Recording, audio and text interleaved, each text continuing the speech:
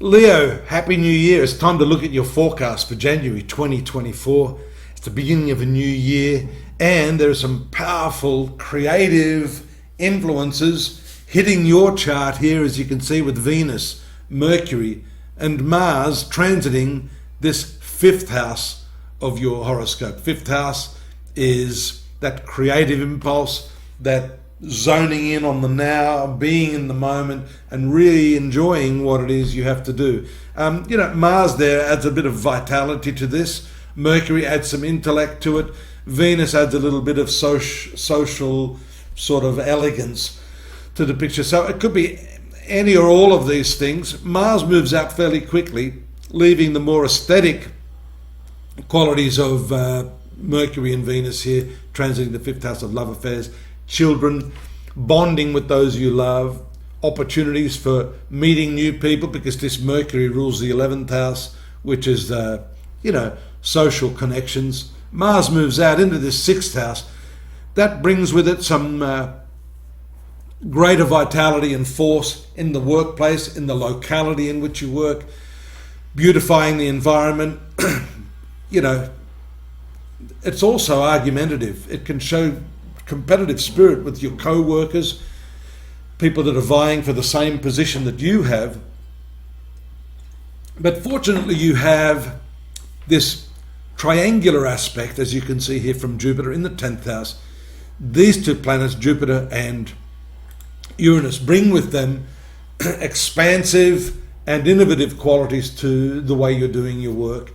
And here we see those influences on the Moon, Mars, Sun and Pluto. And this is important, especially around the 11th, when we see the new moon also occurring in this sixth house, bringing with it change of pace in your work, change of locality in the actual environment, change of human resources maybe as well, but also, and more importantly, a change in the way you approach your work, the way in which you approach your enemies, because this is also the sector of enemies. You're learning a lot right now, but don't worry, Leo, because this Mars-Sun combo, these are your two best planets, and moving through this sixth house, that brings with it an opportunity to defeat your competitors, take over a new position, improve the current position you're in. And notice there on the 15th, the Mercury sneaking into the same position, bringing with it contractual opportunities, communication, negotiation in all of these areas. Now that could be anything from negotiating a new position within the company that you work for, a new job, or renegotiating your position. And boundaries is an important word in terms of the workplace, because things have changed there, and you need to be clear on what you want, what you don't want, and if you're not being treated fairly, this is the time to look at those issues that are particularly focused in on your workplace. The other thing with this, by the way, Leo, is health.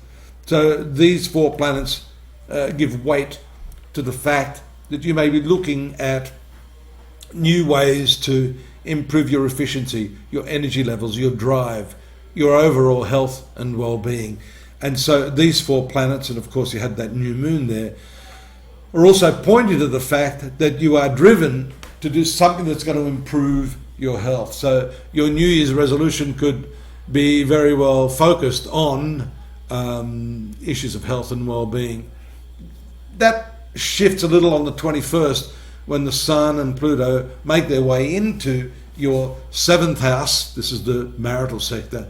These are very, very powerful foreground planets, bringing that into focus, bringing your partner into focus, and also highlighting the fact that there may be some transformation or epiphany taking place in your partner's life. Whatever issues you're having there, rest assured that there's something deeper going on with your partner.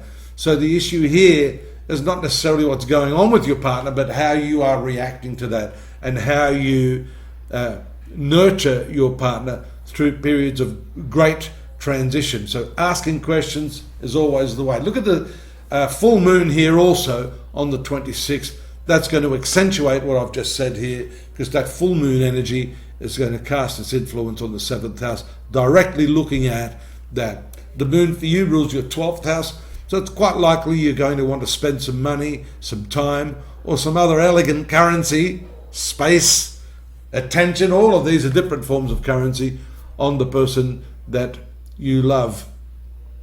You've got that lingering Saturn and Neptune in the 8th house.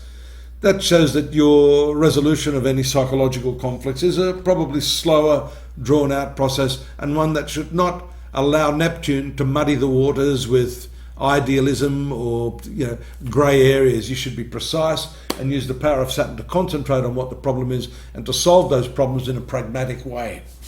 So there you have it.